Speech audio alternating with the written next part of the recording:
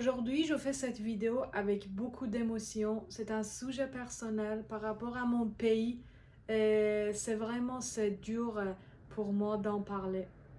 Bonjour à tous, je m'appelle Leïla. Je vis en France, ça fait 4 ans et dans cette chaîne, on va parler les différences culturelles entre l'Iran et la France et bien sûr, je vais partager avec vous ma vie quotidienne. Alors, le sujet que je veux parler aujourd'hui, c'est par rapport à mon pays. Je sais que vous êtes au courant, je crois que vous êtes au courant.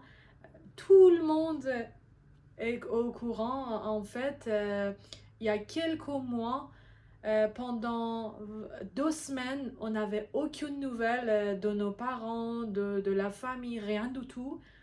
Et je suis désolée, je suis un peu sensible parce que pendant 2 semaines, on n'avait rien du tout. Il y avait rien, internet, réseau, il n'y avait rien du tout et ils avaient tout coupé.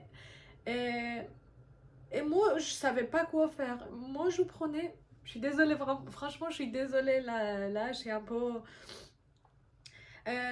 On n'avait aucune nouvelle pendant 2 semaines. Je savais pas quoi faire. Je pleurais. Je prenais peut-être, ça vous fait rire, mais moi je prenais mon téléphone et j'écrivais à ma maman, à mon père, à ma soeur, à mon frère. Et je savais qu'ils lisaient pas les messages parce qu'il n'y avait rien, il n'y avait pas de réseau. Et je savais ça, mais j'écrivais quand même parce que je ne savais pas quoi faire.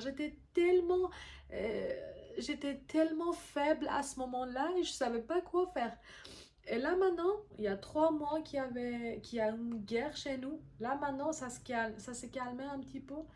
Mais il y avait une guerre. Moi, j'attendais jamais à ça. Une guerre chez nous, chez moi, en Iran, en Iran, à Téhéran, toutes les villes en fait. Et moi, j'attendais jamais à ça. En fait, je pensais jamais à ça qu'il y aura un jour qu'il y aura une guerre chez moi en Iran. Je savais, enfin, en fait, je pensais jamais à ça. Et quand il y avait une guerre, franchement, euh, je savais pas quoi faire. Parce que, à part de pleurer, à part de. Je savais pas quoi faire. Euh, et chaque minute c'était long. C'était long, ça passait pas, le temps ne passait pas. Et moi, je regardais tout le temps mon téléphone. Et moi, je me disais, qu'est-ce que je dois faire? Qu'est-ce que je dois faire? Si je peux plus voir ma famille. Vous voyez ce que je veux dire? Je suis désolée, franchement, je voulais pas pleurer, ça, c'est pas moi. Mais bon, je suis vraiment désolée, je voulais vraiment pas pleurer, mais je me sens vraiment proche de vous, et pour ça, franchement, j'ai envie de me confier un petit peu. En fait, là maintenant, ça va mieux. Ils ont remis l'internet.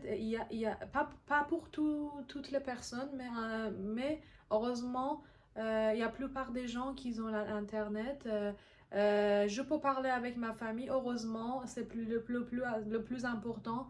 Je peux parler avec ma maman, enfin ma famille quoi. Là, il m'appelle tout le temps.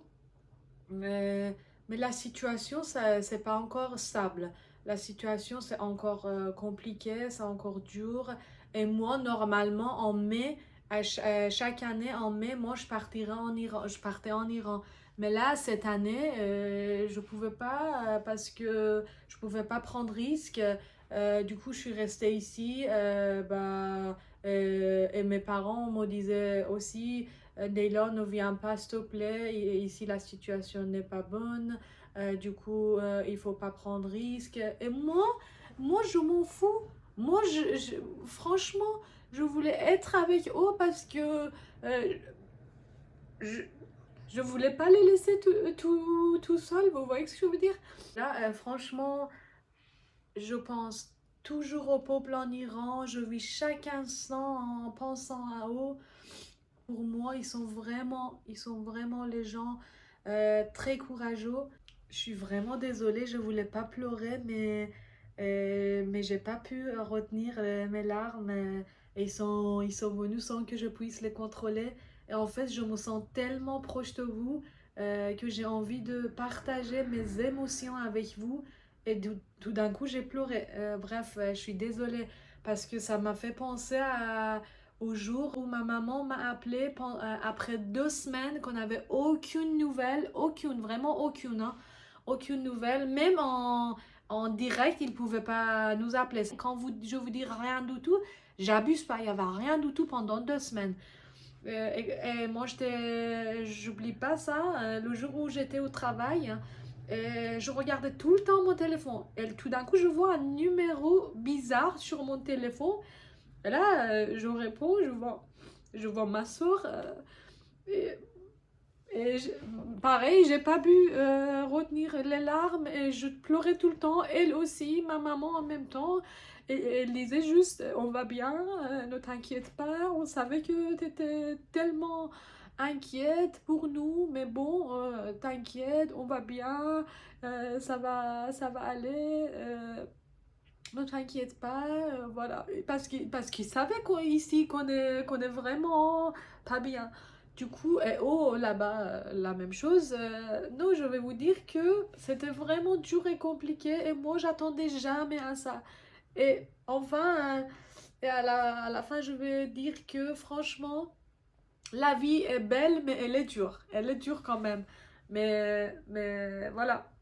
Mais je peux pas dire que la vie n'est pas belle. La vie est belle quand même, mais elle est dure. J'espère que la paix et la stabilité reviendront bientôt.